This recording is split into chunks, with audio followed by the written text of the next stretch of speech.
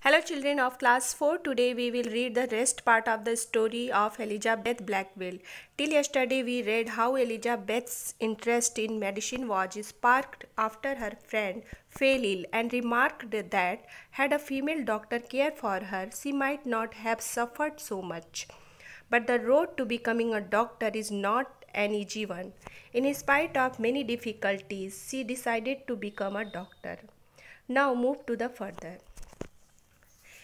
There are many people, as Elizabeth's religious advisors, relatives, and friends who gave the different suggestions, but no one could change her mind. Now, Elizabeth did not give up. A doctor known to the family offered to teach her. He lived far away. It was before the time of railways, so two of her brothers went with her in the family car. They crossed several rivers and mountains to get there. Once there, Elizabeth became a music teacher at a girls' hostel to earn money. She lived with the doctor's family. The doctor taught Elizabeth and let her use his library, which had many books on medicine.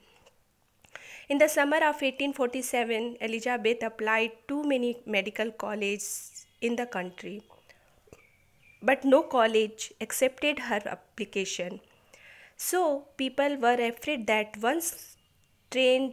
some people were afraid that once trained as doctors, women would become equal in position to male doctors rather than being nurses and helpers. But later that year, Elizabeth's application was accepted by the Genoa College in New York. Elizabeth ने हार नहीं मानी। एक doctor जिसे उसके परिवार के लोग जानते थे उसे पढ़ाने की पेशकश की। वह बहुत दूर रहता था। यह रेलवे के समय से पहले की बात थी, इसलिए उसके दो भाई फैमिली कार में उसके साथ जाते थे। वे वहां पहुंचने के लिए कई नदियों और पहाड़ों को पार करते थे। फिर वहाँ एलिजाबेथ पैसे कमाने के लिए गर्ल्स हॉस्टल में एक म्यूजिक टीचर बन गई। वहाँ वह एक डॉक्टर की फैमिली के साथ रहती थी। डॉक्टर एलिजाबेथ को पढ़ाता था और उसे अपनी लाइब्रेरी भी इस्तेमाल करने देता था, जिसमें मेडिकल की कई किताबें थीं।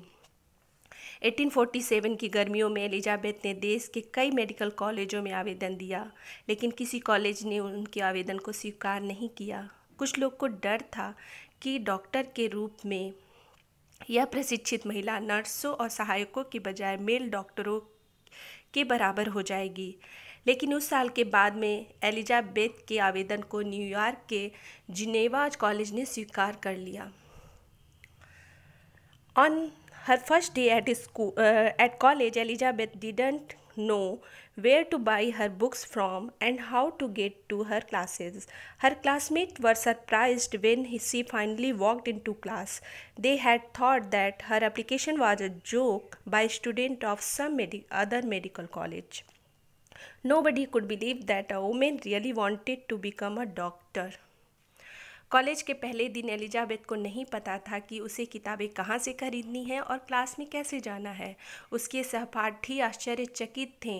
अंततः जब वो क्लास में गईं, उन्होंने सोचा कि इसका आवेदन किसी अन्य मेडिकल कॉलेज के छात्र के द्वारा किया गया मजाक था। कोई भी विश्वास नहीं कर सकता था कि एक महिला वास्तव में डॉक्टर बनना चाहती थी। Slowly,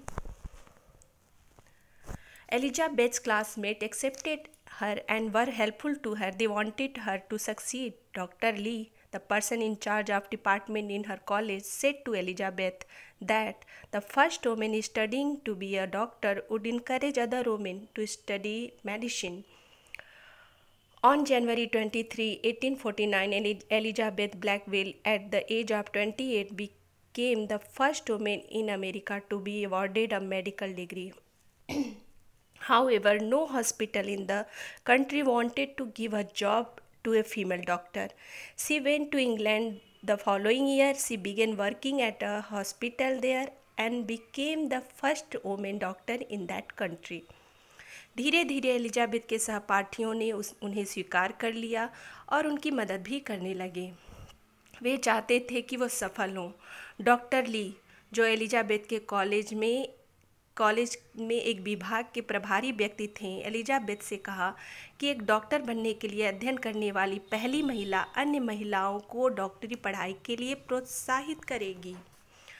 23 जनवरी 1849 को 28 वर्ष की उम्र में एलिजाबेथ ब्लैकवेल मेडिकल डिग्री से सम्मानित होने वाली अमेरिका की पहली महिला बनी। तो भी देश का कोई भी हॉस्पिटल महिला डॉक्टर को नौकरी नहीं देना चाहता था।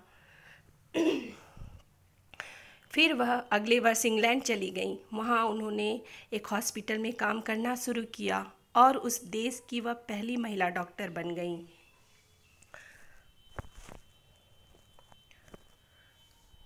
She returned to New York in 1851. A few years later, she set up a new hospital as no hospital would employ a female doctor. Even then, Elizabeth's hospital was called the New York Infirmary for Indigent Women and Children.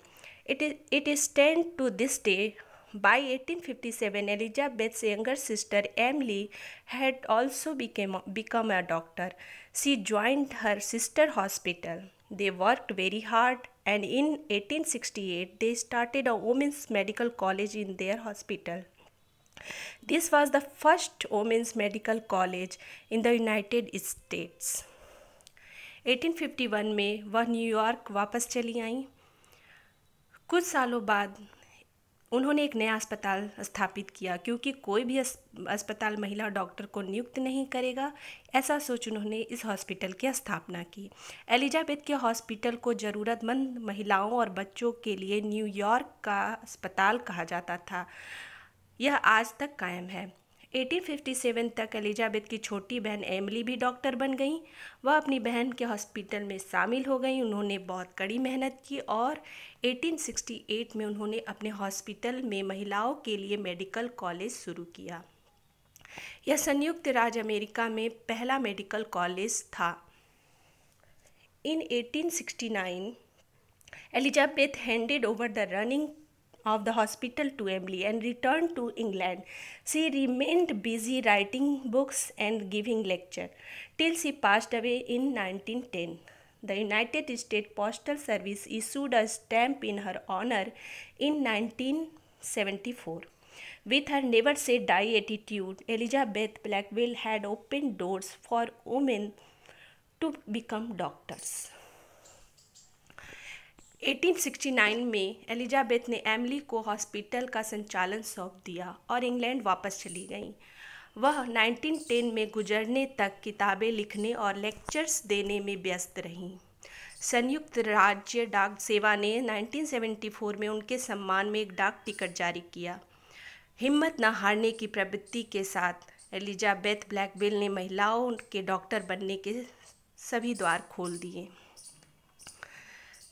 Okay children, I hope you understood this story nicely. Now see the next link for home assignment. Thank you.